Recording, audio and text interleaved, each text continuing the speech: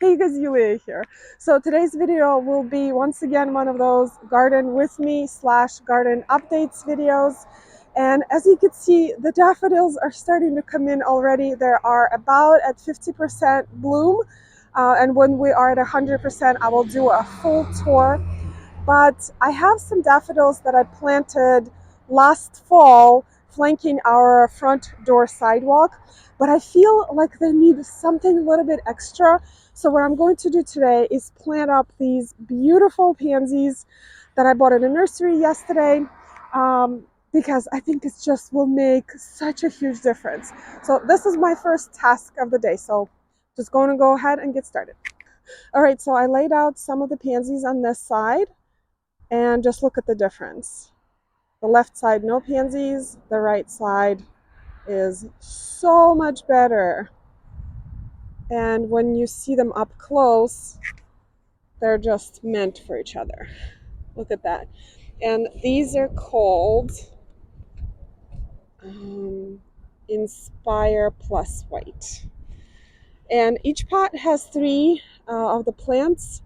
I think I'm going to be short maybe a couple of pots, but let's see how far I can get.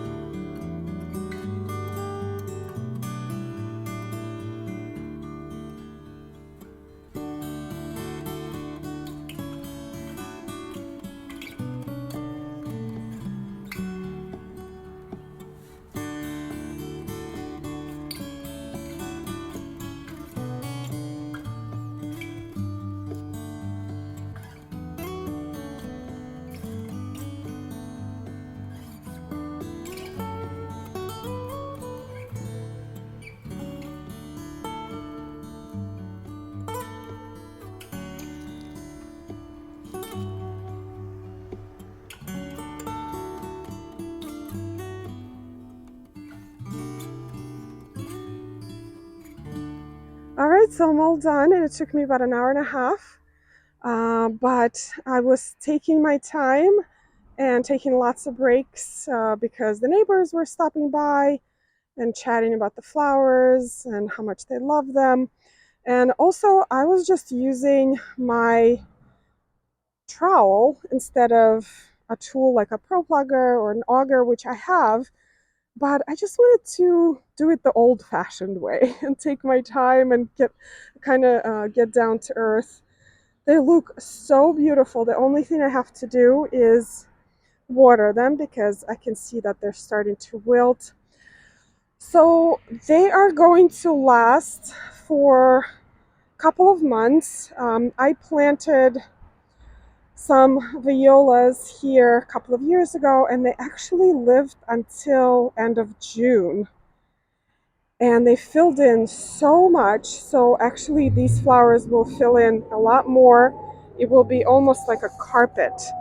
It'll be so beautiful. And a lot of these daffodils are actually not even into bloom yet. And over here, I just wanted to show you this spot right here. For some reason, the daffodils didn't come up at all, but I had some that I forced over the winter in pots, and I had some spare daffodils that I could put in here. So it's always good to have some spare daffodils. Oh, by the way, I forgot to mention the variety of these.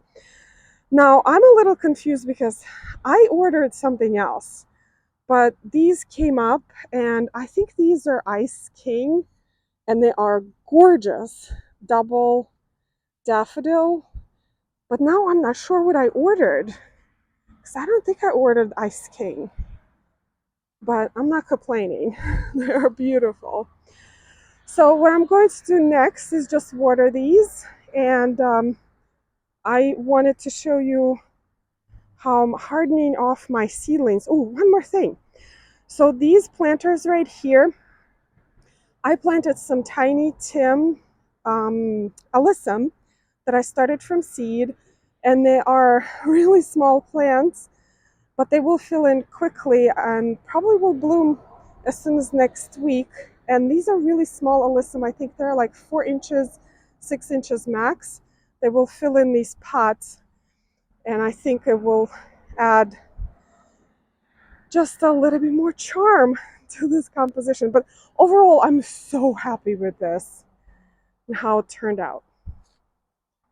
All right, let me show you seedlings I'm hardening off. There are some snapdragons here, some foxgloves, and some sweet peas. And the reason we harden off seedlings is that these little babies are not used to the outdoor world yet. You know, the temperature is different, the wind, the elements, and especially the light. And even though these were under grow lights, their plant cell walls are actually thinner than if these plants were grown outside. So we have to kind of thicken them up. And hardening off process is really annoying, or at least I find it really annoying, but it must be done. Otherwise you can hurt your plants. So the way I do it is I take these babies outside for about 5 hours a day. And first I put them in the shade. There's a nice shade from this yew right here. And they stay here for 5 hours, and then I put them back inside. And every day for about 5 days, I extend the time that they spend outside by about an hour or two. And I move them further and further into a sunnier position so they can get used to the light. So these seedlings have been hardening off for about 3 days. And as you can see, there's no damage, there's no sun scorch. And in a couple of days, they're ready to go in beds. Some people harden off even longer, as long as a week or a week and a half. I find it too much. I find it too annoying. So my process is about 5 days, and that's it. And they go out in the landscape. The next thing I'm going to do is repot these tomato plants. And as you can see, there are 2 per pot right now, and they're definitely starting to stretch out. And also the newer leaves are yellowing a little bit, which is a sure sign of nutrient deficiency. And they need to be in their own pots right now. And then I'm going to repot these stunning Streptocarpus plants that I got in a nursery yesterday because I just could not resist this. I mean, how gorgeous is this? But they need to be in prettier pots, so I'm going to pot them up in Berg's pots. But let's start with the tomatoes first. All right, so repotting tomatoes is actually pretty straightforward, but I wanted to point something out. Because these plants are a little bit stretched out, and this is not too bad. Sometimes if you don't have enough light, these plants are even more stretched out, and the distance between the leaves is far apart. But we have a good thing going with tomatoes because tomatoes tend to form adventitious roots, and those are roots on the stem. So you can plant tomatoes deeper than they were before. So actually, let me take some soil out of here. You can plant them and bury this much off the stem.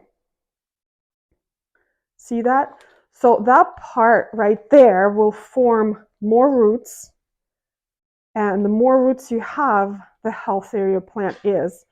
So you see the difference? Now, other plants that form adventitious roots are eggplants, some peppers, and for flowering plants, cosmos, which is so favorable because cosmos, for me, every time I start them inside the house, they actually stretched out because they don't like to be warm. They really prefer to be started straight, like direct sowing. But if you start cosmos inside the house for any reason, you can bury them deep as well, and they will form adventitious roots on their stem. All right, I feel so much better now that these are all in their individual pots. So what I'm going to do next is just water them in and place them under grow lights again. Our last frost date is not for another 2 to 3 weeks. So these tomatoes will have plenty of space to grow. And then I will start hardening them off so I can place them out in the garden. Now let's replant these gorgeous Streptocarpus. All right, as I'm repotting these, I wanted to talk about them a little bit. I discovered Streptocarpus about 3 or 4 years ago, just found a few plants in a local nursery, and now I'm obsessed because it's just so gorgeous. It's these delicate flowers, come in different color variations, and it's generally a fairly easy plant to grow. Inside the house, it requires care almost like an African violet. They're very similar in the sense that they do not like to be watered from the top. Actually, you know what? I don't want this one here. I want this one. Sorry about that. They don't like to be watered from the top, so I bottom water these. They kind of prefer bright filtered light, high humidity. But the difference with African violets, from my personal experience, is that Streptocarpus does really well outside. But I never had good luck growing African violets outside for this, like bringing them out for the summer. They just don't do well. But the Streptocarpus are amazing. You can include them in your containers, in your summer containers. If you have a shady spot in your garden, and if you're looking for some color, you cannot do better than this. And they bloom for a very long time. So last year, I got my first Streptocarpus, let's say May time, and it bloomed pretty much through the entire summer, with the exception of a few heat waves that we had. And you can combine them with other plants that are a little bit more shade tolerant.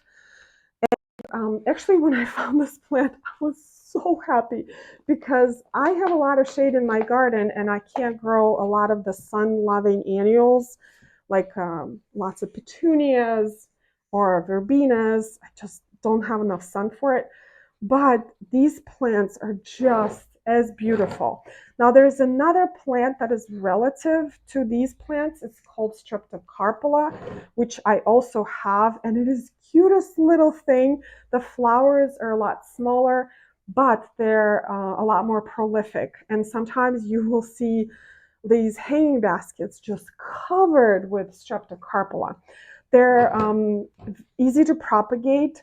And Streptocarpus is also easy to propagate. So this plant I've had for a few years now, and it actually formed a number of individual plants, which I can divide and plant in separate pots. Isn't this so much better than the white plastic pots? So the next thing I'm going to do is find a bright location in my house somewhere so I can enjoy these flowers until I can put them outside for the summer. Now, these are tropical plants, so I'll only place them outside when our temperatures are consistently in the higher 60s, 70s, and above. Otherwise, they will not like it and it can actually hurt the plant. But I hope you guys give these plants a try. If your local nursery sells them, definitely get them, bring them home, see how they do. They are just absolutely gorgeous and not that difficult. Let me show you one more thing here in the plant room, and it's the Caladiums. I actually received a couple of questions from you guys to give you an update on my Caladiums, and here they are. You can actually see the leaves. This is half of my Caladiums. The other half is still kind of in this stage. The leaves are still unfurling and they're still in the basement. But as soon as I can see the leaves, I bring them up and I place them in a bright location so they can start to really grow.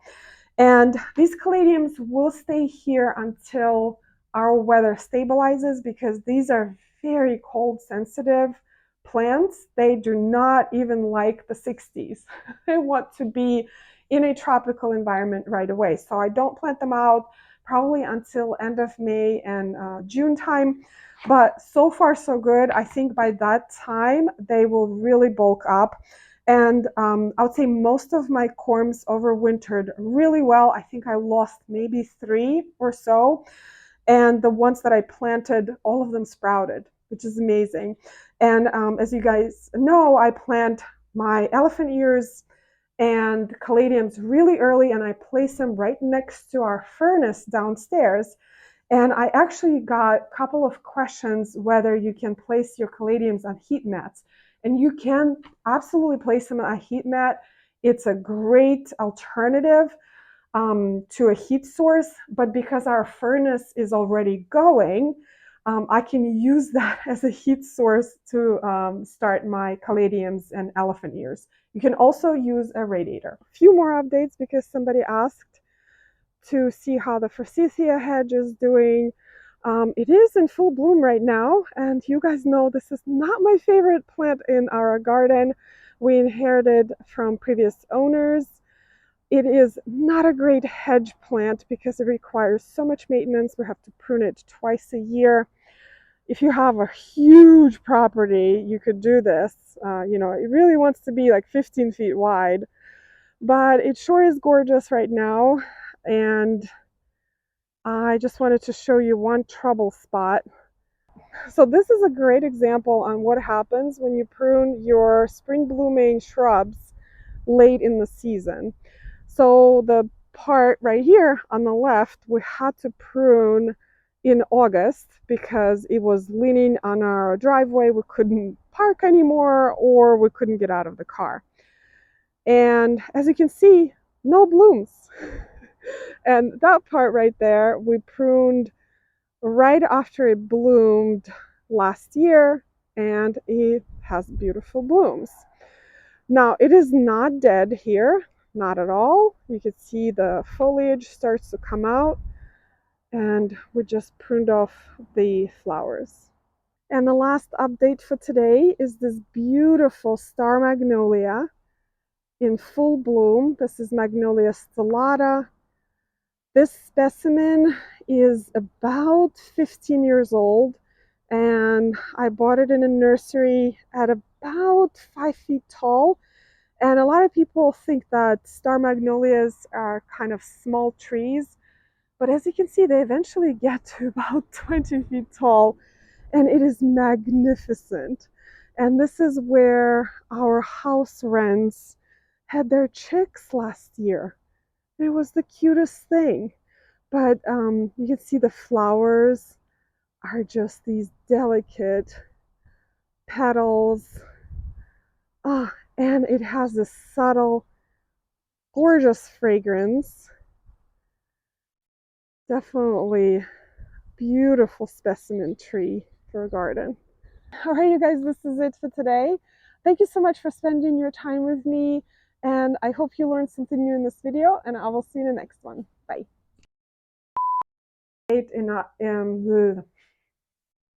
Just, oh my God, what is going on? No. What am I supposed to talk about next? You can't have a half one hanging out like that. That looks good. See, by the time you were fixing this, the more cars arrived. It's more traffic. Look at that. Look at all of them coming. Oh, Why? You can't see it. Take 2. Not like that at all. Oh, what a good boy. Come here. I know, but you have to. No, come. Come. No, you gotta come here. Come here. Look. Look, come. You gotta sit over here. Can you sit over here? Oh, what a good boy. No, no, no, no, no. You wanna go get it? Go get it.